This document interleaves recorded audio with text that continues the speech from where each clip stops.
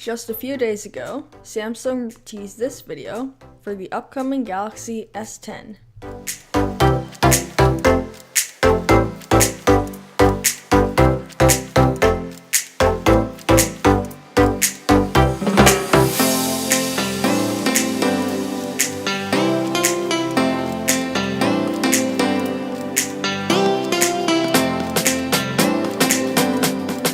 My predictions are very obvious. There's going to be some kind of foldable phone being unveiled soon. If we go back in the video, you'll see that a lettering wraps around the phone.